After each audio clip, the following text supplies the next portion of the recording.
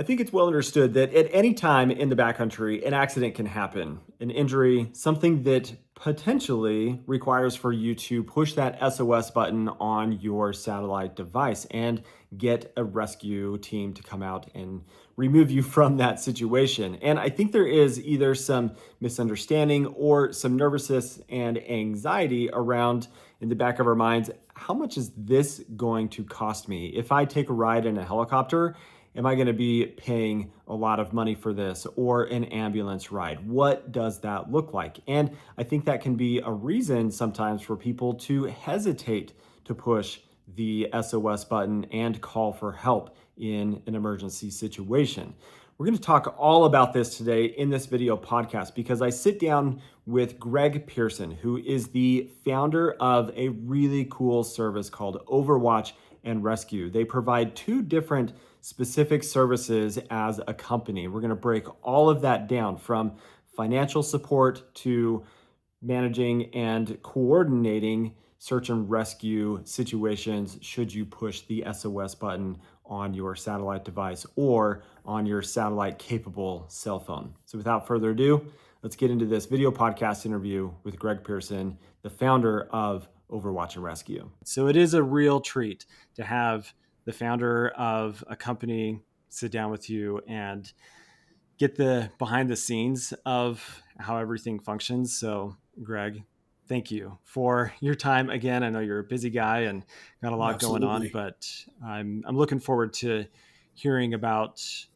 the deeper parts of what happens behind the scenes of search and rescue operations and how Overwatch and Rescue provides that as a service. So I'll stop talking here for a second. I'll give you the chance to introduce yourself and maybe just share who you are and what Overwatch and Rescue is. Overwatch and Rescue. I guess, we'll talk about that. But before we do, I'll tell you a little bit about myself and Awesome. and my background. And so, again, Greg Pearson. I am the founder and CEO of Focus Point International. Focus Point International is the company behind Overwatch and Rescue. Focus Point is a critical event management company that specializes in incident response, crisis management, and a whole host of other sort of professional services that are all kind of centered on crisis management, crisis response. Okay. By background, I am a former military guy. I spent some time in the U.S. Army, cut my teeth in the special operations community for a bit before transitioning out into the private sector, sort of natural progression into law enforcement, from law enforcement into the private security space. And then really kind of hone my skills in sort of crisis response, crisis management, focused really on responding to what they call specialty risk situations. For large insurance companies. These are things like kidnap for ransom, extortion, wrongful detention, political risk. Oh, wow. I like to say things that go bump in the night. And so have a sort of deep understanding of the process behind addressing those risks proactively and then responding to them in a reactive fashion for and on behalf of large insurance companies that underwrite that type of risk. Interesting. And Overwatch and Rescue is one of our commercial offerings. It is our emergency SOS subscription service. Think of it as 911 for the outdoors, if you will, right? And so if you are sort of lost or injured, or there's some type of unforeseen event that triggers a need for emergency assistance, we are that connective tissue between you, the person in distress, and emergency services. And what we do is really two things.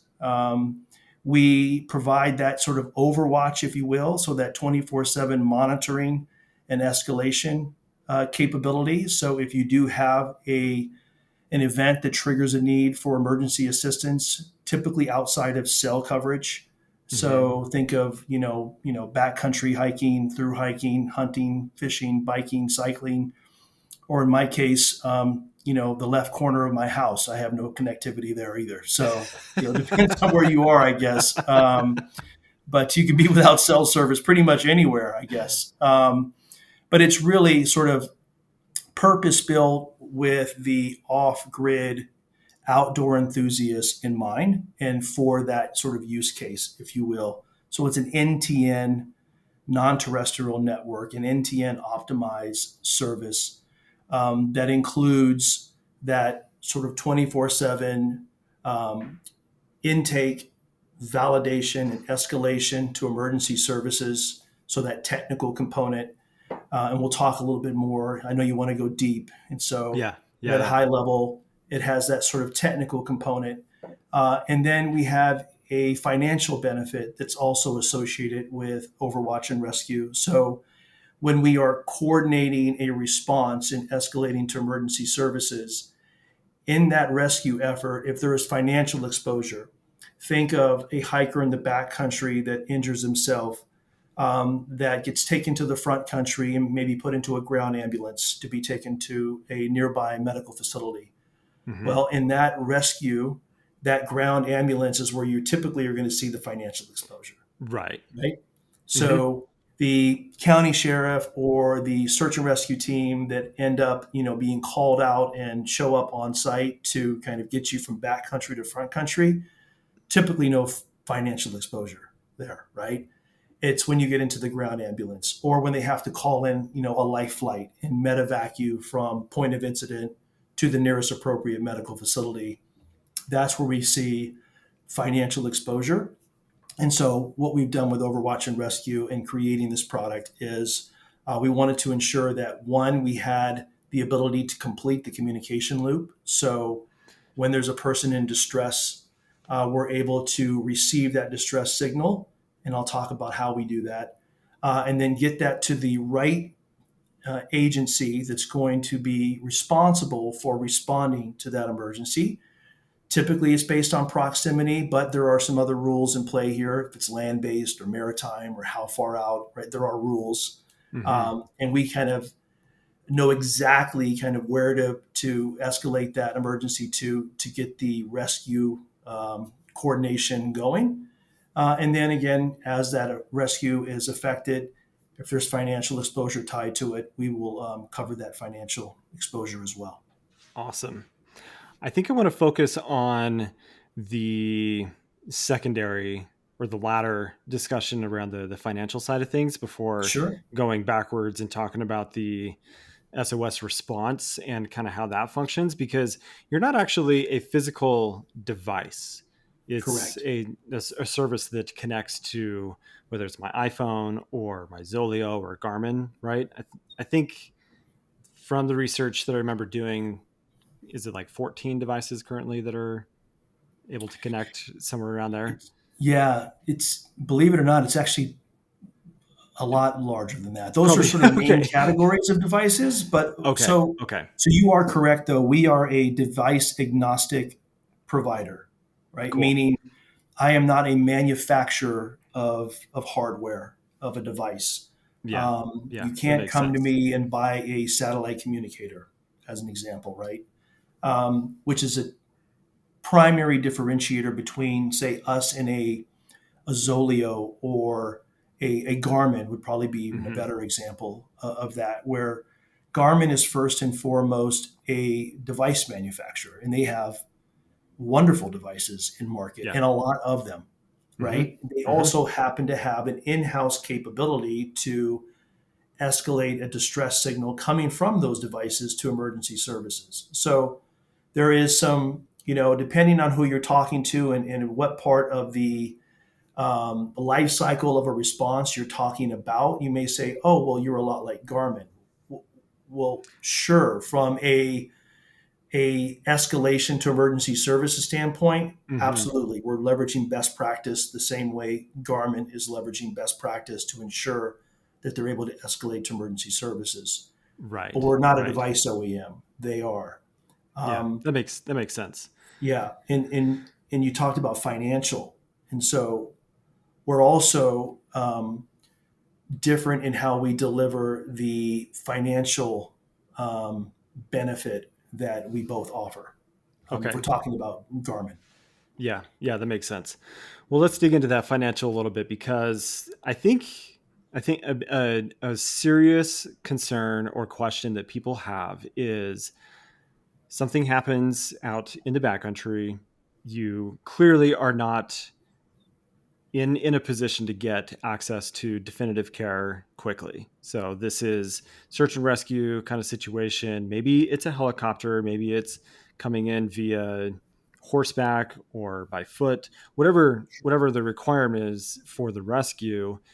But I can bet you that every single one of those patients is thinking, I don't want a helicopter. It's gonna bankrupt me, or I can't take an ambulance because I don't have insurance. Like the financial aspect of a rescue, and I think that there is a level of misunderstanding of, is a search and rescue effort all volunteer based and it actually doesn't cost you anything, or what are the potential costs that could come into play? And I'd be curious to know from your experience Yeah. running a company that facilitates those responses and working with getting people into the field, Mhm. where does that line actually like make itself in the sand of, no, it doesn't cost you anything, to actually, yeah, a rescue can cost you money, and where is that?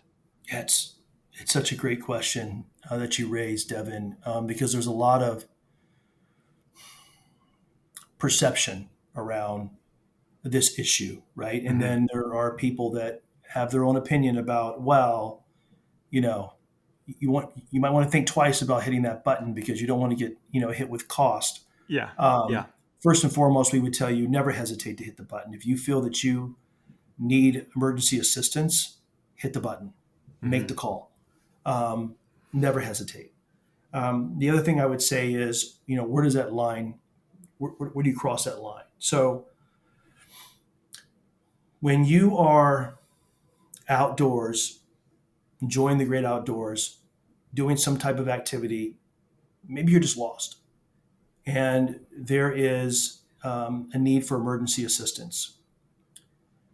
I would say 9 out of 10 times that response that we are facilitating for on your behalf is going to come without a cost. Um, you hit on something. Search and rescue, not just in this country, but in most countries, is voluntary. Right.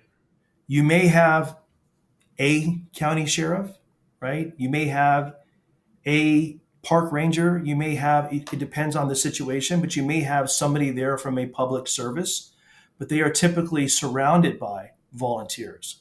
Hmm. The agencies that they are engaging, the local search and rescue teams, are typically voluntary. Right. By and large, they're voluntary.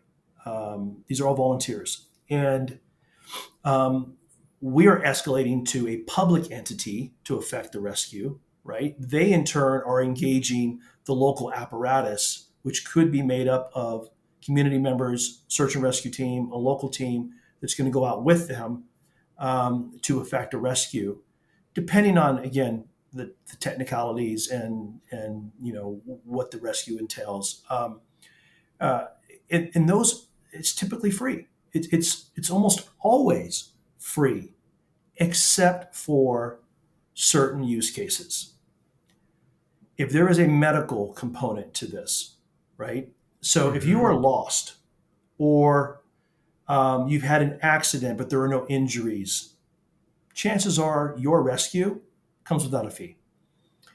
If you are lost and injured and now you require immediate medical attention, and that rescue team has to then call in some means of transportation, right? That is not Hmm. maybe that is not part of the way they can carry you out or get you out. Um, there's typically where you're going to introduce the opportunity for financial exposure is with medical transportation, medical centric transportation. And so, again, There are times where that search and rescue team can get you to the front country, can get you all the way to a medical facility, and there's no cost, right? Right. Um, Right. and so we see daily, and to put it into context, we respond to about 200 emergencies a day. Um, Wow. and Really? so we're doing this at scale. And we're doing this across, as you said, a number of different devices, right? Different use cases, Hmm. different activities. We're coming off of one of our high seasons. It's summer, right? So as you come out of summer, hiking starts to die down a little bit, but hiking is hiking, backpacking, one of our top five number one use cases for rescue. Yeah, that makes And sense. we could probably spend an entire day talking about all the reasons why hiking tends to lead to a lot of rescues. But when you introduce the need for medical transportation, that is typically where we see the first opportunity for financial exposure. Um, and it's getting you from either point of incident or from the front country to a medical facility where that exposure tends to happen. There are other use cases we have seen, and it's growing. There are a number of states now that legally can charge you for search and rescue Mm. here in the United States. We rarely see it happen.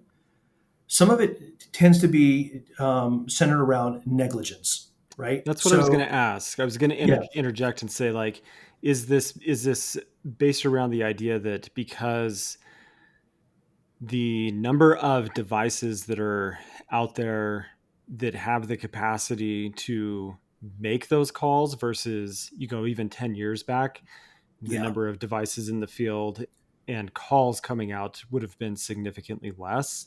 And so are you yes, seeing an we are. increase in cost for those that are coming into the field, that negligence is different than gross negligence. And That's so, correct.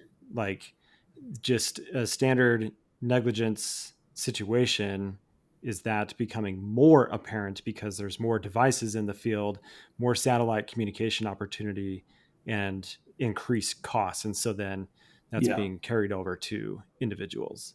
yeah. Is there a direct correlation? Yes. It's not the Interesting. only. It's definitely not the only reason, but we are seeing an increase in um, activations, if you will. Mm, Um, there are a number of devices that are starting. I mean, satellite connectivity is starting to normalize across the handset space, right? yeah. Smartphones. Yeah. And as these carriers light up the network and make this available, and as the devices come on, these new smartphones, I don't think you're going to see a smartphone built any longer that does not have either a chipset in it or be tied to a carrier that is able to offer satellite connectivity. Which, by the way, let's face it, is fantastic, right? Yeah. I mean, No, and I'll be the first to agree to that because I'm a T-Mobile subscriber, yeah, and T-Mobile has a contract with Starlink, Starlink, yep, and they call it T-Satellite, but right, I leave service, and like within seconds, in a lot of cases, my phone is connected to a Starlink satellite, and it that says is correct. SAT right where you would normally have your 5G LTE, and the texting of that is quite fast. Like it's Yeah, it's pretty wild. It's not yeah, 100%. I was on a trip over the weekend, cloudy skies the whole weekend.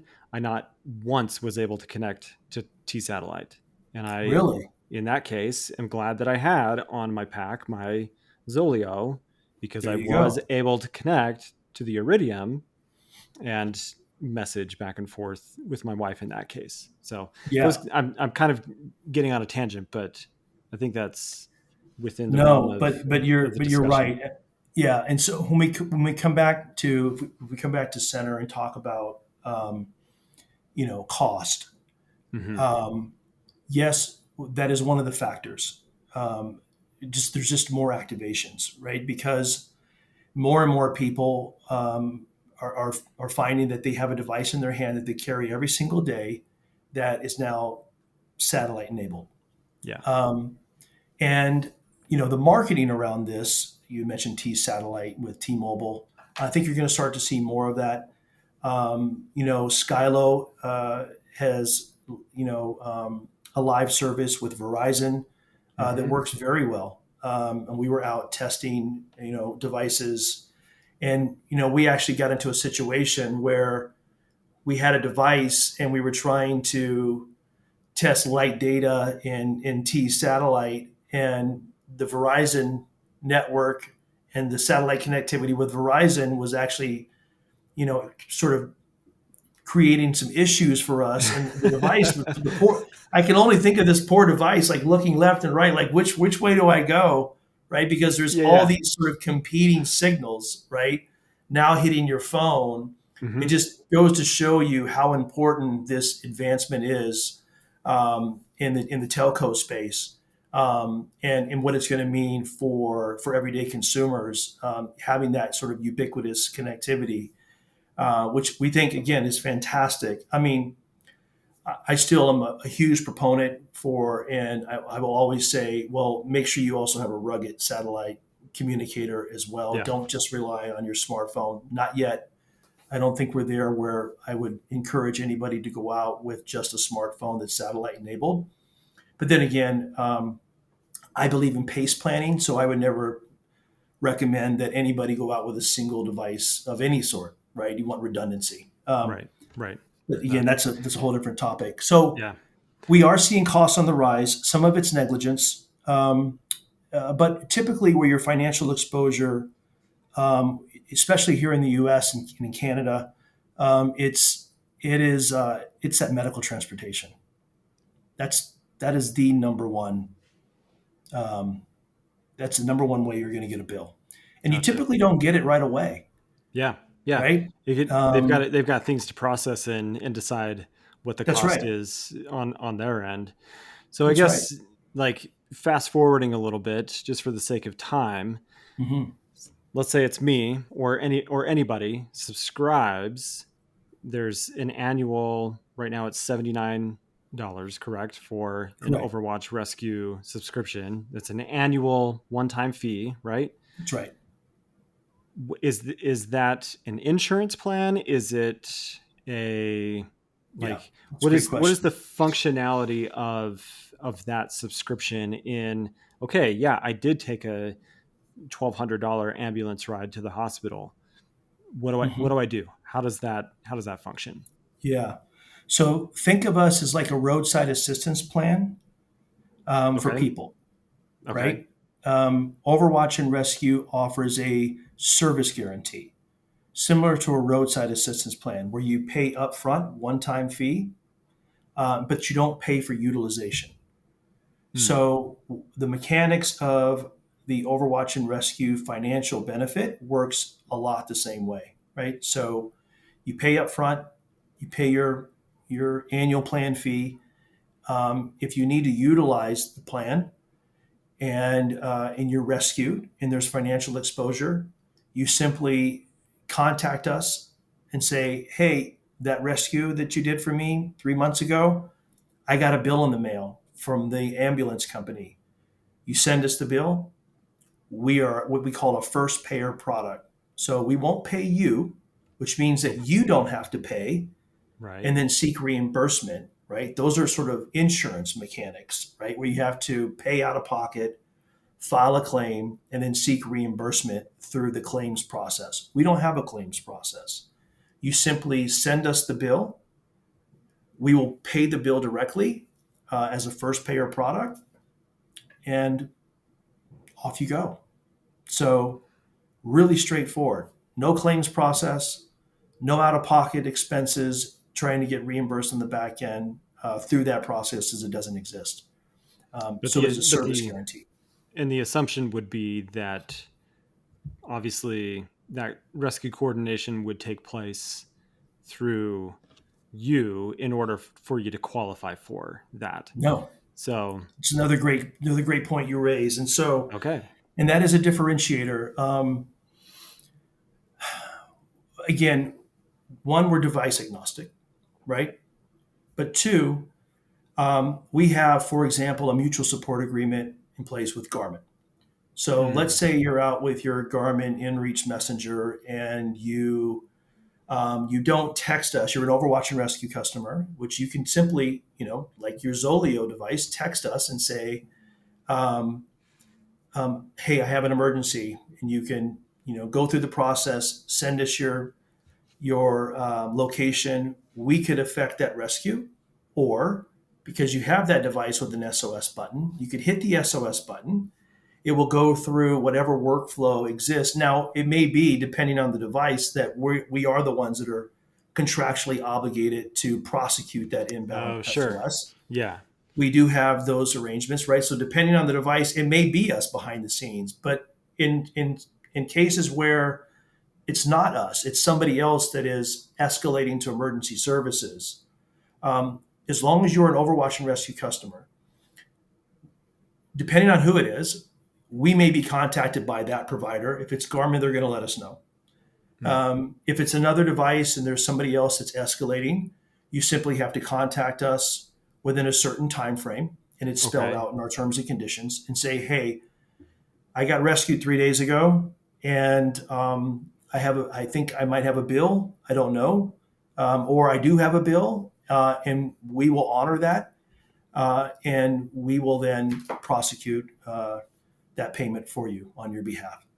That's pretty cool. Like I Yeah. didn't understand like fully the ins and outs of that, because there's nuances, right? That There could are. happen in the field, where so like for example, I am doing my wilderness first responder recertification this like coming weekend, and so Awesome. my brain is already I've been doing training stuff today, watching videos and some of the curriculum, but it's the thing of okay, maybe there's only one device in the field and I'm the owner of that device, Right. but I, for whatever reason, my level of responsiveness as a patient is not in a position where I am able to make the decision on what happens in the use of the device. So the friend that I'm with that knows that I need a rescue sees SOS on the device and pushes that, then like I still have that, You still have that benefit. yeah, Yeah, that benefit. it's I was going to say protection, yeah, but yeah, yeah. that Protection is that another benefit. great word, and Yeah. so um, yes, we will honor that. Now it depends on who's escalating to emergency services. It may take us a little bit longer to Mhm. investigate, if you will, on the back end. But by and large, it is a very smooth process. Um, the last thing we want to do is, you've already had a bad day, right, where you've Right. had to hit the button or somebody had to hit it on your behalf.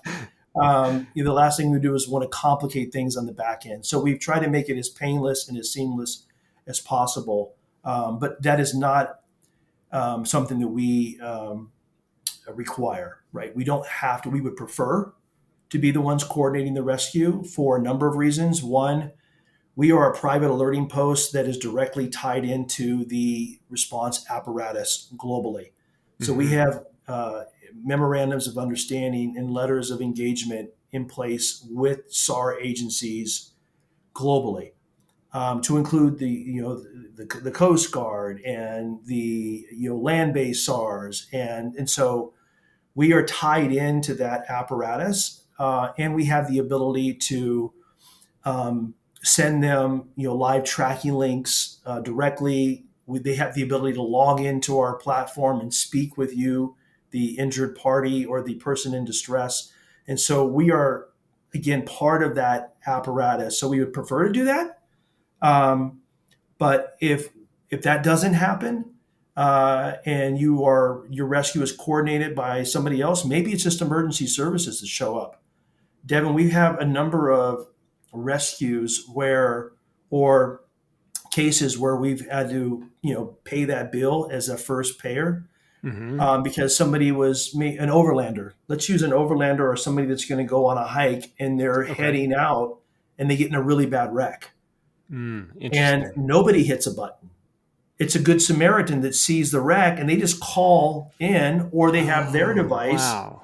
and they Yeah. hit it, right? And they see you wrecked, injured. Ambulance shows, they get a hold of emergency services. Emergency services show up, they take you to a hospital. 3 months later, you get a bill for that ambulance ride. We're going to cover it. That's amazing. Yeah. By the Like, way, like genuine, that's really, really cool thank you. because We've tried to think of everything. We want people to get out and go a little further. I don't want to sound salesy, but I mean, we live the mission. Most of us are outdoor enthusiasts in our own right, and we like to get out and get after it. We want you to do the same thing. Enjoy the great outdoors. Go a little further. Don't worry about well, what if I get to a point where I need help? We're your ultimate lifeline in that case, right? And whether it's us that's coordinating, we'd like to be the ones coordinating, or somebody else that sees you in distress and calls in, the cavalry, and they show up. And later on, we find out that there was financial exposure from one of our customers. Send us the bill. Send us the bill.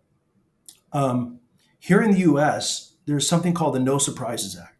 Are you familiar with okay. that? Um, Not in great detail, but Okay. yeah. So we have had customers, contact us and say, well, or people that are looking at, they have a satellite communicator, they're thinking about buying Overwatch and Rescue, and they say, well, but they came out with the No Surprises Act. So, there's never going to be financial exposure. Well, what I would say is read the No Surprises Act, because there are carve outs. And I'll talk about some of those carve outs. There's two that I'll talk about mentioning: Lifeline, ground ambulance. Interesting. So you can still be charged. Even though the No Surprises Act is in place, it does not include ground ambulance expenses. So, and on average, ground ambulance in the U.S. is about $1,200. Man, that was a Now, guess, and I got it right. there you go. So it's about on average. I mean, it depends on obviously a number of factors: the type of equipment they have to have, the distance they have to travel, right? Right. And so Hmm. we've received ground ambulance bills for $3,000, $3,500. The average medevac is 28,000. Between 28 and 35,000 here in the United States. Hmm. Although the last several that we've done have been even higher. I don't know if it's fuel cost or what it is, but it's getting expensive. Um, and again, we never want anybody to not go do something or not request emergency assistance because they think there could be financial exposure. Don't do that ever. Get help. But I would also say spend the $80 so you never have to worry about Right. that, right? Right. That's my shameless Right. plug, Yeah. right? I mean, it's $80, right? So, yeah. Yeah. I mean, well, and the fact that like you have multiple device coverage Yeah. over that subscription, and the benefits of what it provides, and even all those few nuance situations that could take place. Yeah, if There's you buy an Overwatch and Rescue plan, you're yeah. able to register up to 3 devices. And so, when you have your satellite enabled phone, we'd say, yeah, register that. Register your Zolio or your Spot or your Garmin or whatever Hmm. satellite communicator you're carrying. Um, they're all, our list of eligible devices is growing. And as these carriers come on board and these new smartphones come out that are satellite enabled with messaging functionality, you'll start to see that list get even bigger and bigger. And now we have watches coming online, right? And Right. so Right. with Apple, the Ultra 3 is soon to hit our eligibility list. I think we're adding that next week, if not this week. And we have a close working relationship with Apple and with Globalstar, the satellite provider Oh, that sure. Hmm. supports Hmm. Apple. So, yeah, some exciting times ahead for sure from a Man, that's connectivity standpoint. yeah. I think I hate to be cliche and say like it seems like a no-brainer, but it really does in a lot of ways for anybody that Yeah. spends a substantial amount of time in the backcountry. That like it is a no-brainer. $80 is, I don't know, don't eat out two times for I take my family to dinner and it cost me $100 for like a burrito. So Right. $80 is really not that much money Yeah. in the Yeah. grand I scheme of mean, things. and one of the reasons we're able to do that is because of scale. Hmm. I mean, we're on risk daily for over 15 million souls. And so um, that helps us keep the price very aggressive and That's keep the amazing. price low. Yeah. Could we charge more for it? Yeah. We have customers that buy it and say, you know what? It could have been three times this amount. I still would have bought it. And you would think, well, should we raise the price? No, because we want everybody to be able to afford this, Yeah. right? We want, if you're a casual outdoor enthusiast, maybe you walk your dog on a trail, two or three times a week, but it's a dead zone, Hmm. right? Like you should have this, Yeah. right? If you're a trail runner and you just do it on the weekend, um, you should have this. If you spend any amount of time in the outdoors, to your point, it's $80, right? I mean, Yeah. you should have this. And we wanted to price it in a way that casual outdoor enthusiasts, as well as the hardcore. I mean, if you're training for Everest, bravo. We've done quite a few rescues off of Everest. So we have no activity restrictions, right? If you want to go do something extreme, you want to go, to extreme heights, go for it. It's not excluded. And we don't nickel and dime you, right? So we don't say, oh, you're going to go high altitude. Well, that'd be another, ring of the cash register. We didn't want to do that either. And so we have one product, one price, all inclusive, no activity restrictions. We just want people to go out and enjoy the outdoors and do that with confidence and comfort, knowing that if something does happen, we're one message away. Yeah, that's phenomenal. That's phenomenal. Well, for the sake of time, I have one parting question, and Sure. that is based off of the large amount of data that you have of the types of rescues that are done and coordinated. What, like, one or two things would you give as like a piece of advice, or like what's the maybe advice is the right word, but what can people avoid? Like, what is the most common thing that you see that people are being rescued for that could be a preventative measure of like either it's complacency or whatever it is? Sure. That's my question. I'll give you this. Know before you go. Know where you're going, what you're going to do, and be honest with yourself. That's first and foremost. It's the cold shower of reality, right? I mean, I'd like to do Everest. There's no way I'm doing Everest anytime soon. There would Right. be a whole entire plan I'd have to put in place, and I'd have to train for, right, for Everest. Um, but you know, when you're out enjoying the outdoors, don't punch above your weight class, right? Don't, Mm. do what you're prepared to do. And be aware of where you're going and the changing environment. I'm thinking about things like weather.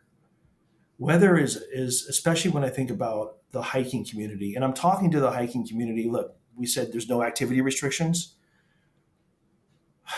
It's number two on our rescue list, right? We coordinate more rescues for people that are hiking, backpacking, through hiking, enjoying the backcountry, either for a few hours or a few days. And what I find is um, changing weather conditions, terrain, time of year, kind of know where you're going and prepare to go at the right time with the right gear. The other thing I would say about gear is not don't just have gear, have the right gear and know how to use it, Yeah. right? I mean, how many times have you heard that people have had this gear, but they don't know, they've never practiced with it? Hmm. Um, you know, I would say, don't go buy a bunch of gear and just assume it's going to fit in your bag. Right. Pack your bag, carry your bag around, right? Carry your pack Hmm. around for a while, and think about the distance you have to travel with that weight, and are you prepared to do that, right? Because a lot of people say, "Oh, I have all the gear I needed," and then I was, a mile in, and it was like, I mean, this thing weighs a ton. Why did I do this, right? Why do I have all this stuff? And Yeah. Yeah. so, it's just, and the other thing is, err on the side of caution. There's nothing wrong with turning back. Um, so many times we hear of people that say, "But the summit was right there," Summit right? fever. And Yep. and they shouldn't have pushed it, and they did, right? Yep. Um, and so, and then, I mean, we could talk. The other thing I'll say is communication, and I'll leave you with that. Is so Cool. know where you're going, um, keep an eye on those conditions, pack the right gear, make sure you have reliable communications and redundant communications. I'll leave you with that. Awesome. I love it. Man, Greg, this for me, super enlightening. I love this aspect of the hobby of hiking and backpacking. The risk Great. management aspect of how you spend time outside and making smart decisions in the backcountry is, I think, overlooked or is not something that people are as aware as they could Sure. be of how they spend their time outside. So my hope with this whole conversation is that it's educational and just helping people like take a step back for a second and realize that we do get complacent in our activities, and that it's good to stop and, I guess, like check yourself in a way and make sure that That's like right. you are checking the boxes and doing the right things so that you can go enjoy yourself and not have something terrible happen that results in a bad day.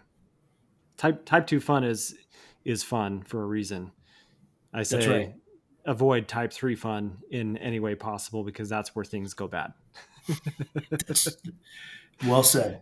Yeah. Well said. So, well, where is the best place for people to learn about Overwatch and Rescue and also get subscribed? Because obviously, I'll put a link for it all down in the description of the video, but I'll let you Sure. carry away with that.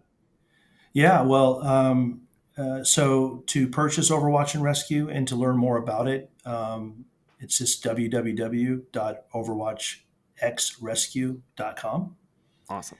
Um, and we are on all social media platforms. So if you're not following us on Instagram, Facebook, please do so. Um, uh, we're on LinkedIn, um, and we try to put out educational content as much as we can. Every month, you're going to get a new piece of educational content getting pushed out from us on platforms like LinkedIn, certainly on Instagram and on Facebook. We try to share as many of the success stories as we can. As you would imagine, I mean, obviously we have to contend with privacy, HIPAA, Hmm. and oftentimes people are embarrassed, right? They don't want people to know that they had to be plucked off the side of a mountain. Which is And fair. quite frankly, Which it's is one of the fair. reasons some people hesitate to even ask for help sometimes, is Hmm. because of the embarrassment factor. Yeah. Yep. That So makes sense. don't be embarrassed. Awesome. Yeah. Greg, thank you. Thank you for the time, for Thank coming you. back for a second round. And Yeah. yeah, for everybody watching and listening, check out the information below. I hope you found this educational. And yeah, we'll catch you on the next one. Thanks again, Greg. Thank you, Devin.